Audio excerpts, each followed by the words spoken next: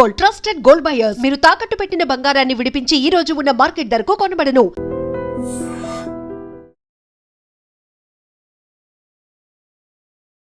నమస్తే. గౌట్ అనే విని ఉంటారు.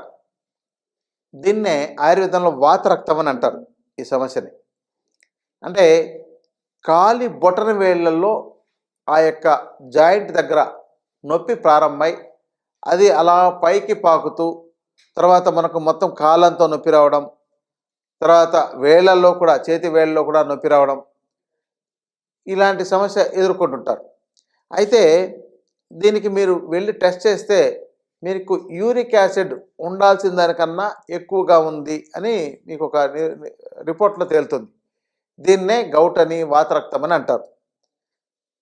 ఇది రావడానికి కారణం మనం హై ప్రోటీన్ ఉండే ఆహార పదార్థాలు, కార్బోహైడ్రేట్ హైగా ఉండే తీసుకునే పదార్థాల వల్ల ఎక్కువగా జరుగుతుంది. ప్రధానంగా నాన్ వెజ్ ఎక్కువ మోతాదులో తినే వాళ్లకు ఈ సమస్య వచ్చే అవకాశాలు ఉన్నాయి. అందుకని కొంతమంది నాన్ వెజ్ తినకపోయినా పప్పులు అధికంగా తింటున్నా కూడా వాళ్ళకు కూడా వచ్చే అవకాశం ఉంటుంది.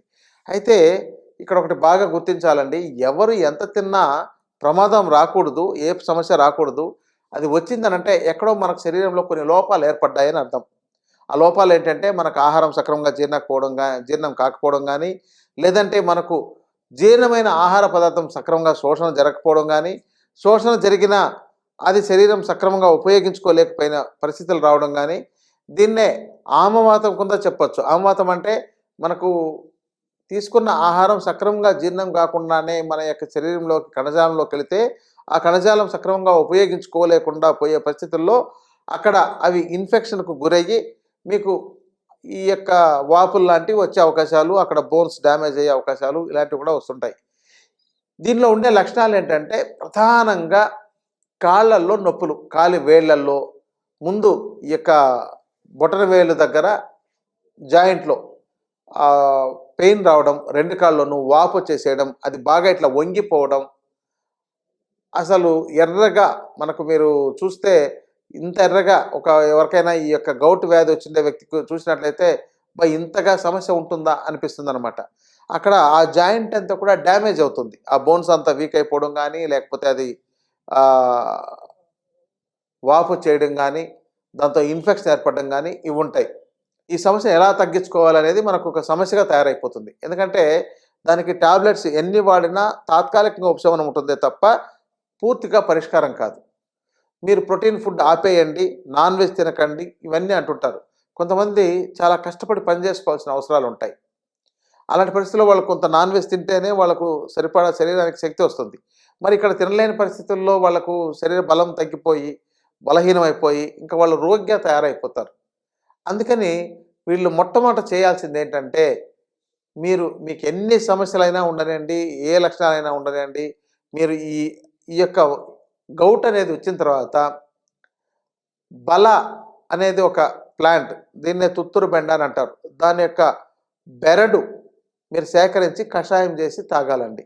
ఇదొకటి. రెండవది తిప్పతీగను బాగా లావుగా ఉండేదాన్ని, అంటే బొటన వేలంతా లావుగా ఉండేదాన్ని తీసుకొచ్చి కచ్చాపచ్చగా దంచి కషాయం చేసి తాగాలండి. తర్వాత కోకిలాక్ష అంటారు. కోకిలాక్ష అంటే మనకు గురివిడి చెట్లు అంటారు. ఈ యొక్క గొరిమింటాకు చెట్లని కూడా అంటుంటారు. ఇది ఎక్కువగా చెరువుల్లోనూ వాటిలో దొరుకుతుంటుంది అనమాట. అది బాగా ముళ్ళు ఉంటాయి.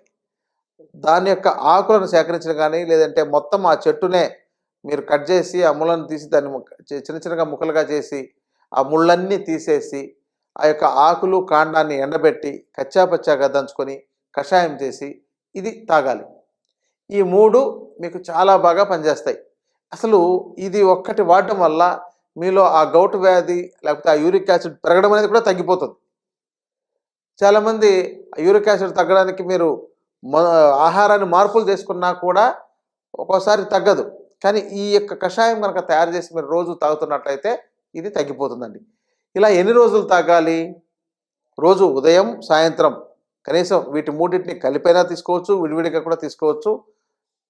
రోజు ఒక గ్లాసు చొప్పున కషాయం అంటే చూడండి, ఆ యొక్క చూర్ణాలన్నింటినీ మీరు ఒక 2 చెంచాలు 2 గ్లాసులు నీళ్లు పోసి మరిగించి ఒక గ్లాస్ అయిన తర్వాత వడబోసుకొని దానిలోకి మీకు టేస్ట్ కావాలంటే ఏదైనా కొద్దిగా సాల్ట్ కానీ లేదంటే కొంచెం సొంటి పొడి కానీ కలుపుకొని తీసుకోవచ్చు అనమాట.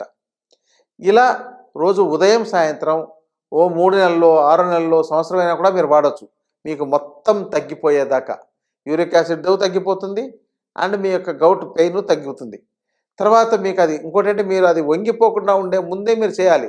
ఆ బోన్ అయితే ఎప్పుడైతే ఆ వేలు ఇట్లా వంగిపోయి అక్కడంతా ఉబ్బిపోయింది అనుకోండి, మీరేం చేయాలంటే ఇసుకను వేపుడు చేసి ఒక గుడ్డలోకి వేసి మూట కట్టి కాపడం పెట్టాలి. రోజు ఈ విధంగా చేస్తున్నట్లయితే మీకు ఈ సమస్య తగ్గుతుంది. లేని పక్షంలో ఆ జాయింట్ మొత్తం ఇబ్బంది అయితే తర్వాత మీకు నడకకు సమస్య అవుతుంది, నొప్పి ఉంటుంది, ఒక తెలియని రోగం మన శరీరంలో చేరిపోయి తర్వాత దాంతో ఒక రకమైన ఇబ్బంది ఉంటుంది. ఇక దాని బాధ చెప్పలేని వర్ణాతీతం, మీరు రోగగ్రస్తులుగా తయారైపోతారు. ఇదండి ఈ యొక్క గౌట్ వ్యాధిలో ఉండే సమస్యకు మంచి పరిష్కారం. మీరు మిగతా మందులతో ఎంత పరిష్కారం చేసినా అది తాత్కాలికమే, కానీ ఈ యొక్క చెప్పిన పరిష్కారం చాలా బాగా పనిచేస్తుంది. దీనిలో మీకు ఇంకా తగ్గలేకపోతే వైద్య శాస్త్రంలో, ఆయుర్వేద వైద్య శాస్త్రంలో చాలా రకాల శాస్త్రీయ ఔషధాలు ఉన్నాయి. ఆ ఔషధాలని వైద్యుల పర్యవేక్షణలో తీసుకోవాలి.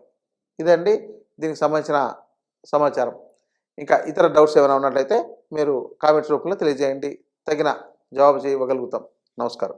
And for more videos, Please subscribe to iDream. Please subscribe to iDream. Please subscribe iDream. And please subscribe to iDream. For more videos, subscribe to iDream. please like, share and subscribe to the channel. Congratulations, iDream. Subscribe to iDream. Subscribe to iDream. So subscribe to iDream Media. iDream की iDream team अंदर की huge congratulations. Please subscribe iDream Media. Please subscribe to iDream. Subscribe iDream. Please subscribe to iDream. iDream అంటే నా కళల channel subscribe చేసుకున్న నోరు తిరుగుతలేదు, మీరైతే గంట గుర్తు కొట్టండి. For more such videos, please subscribe to iDream. Subscribe to iDream. Please subscribe to iDream. Please subscribe iDream Media. Please do subscribe to iDream. Please subscribe to iDream Media. For best entertainment and information, please subscribe iDream. And don't forget to subscribe to iDream.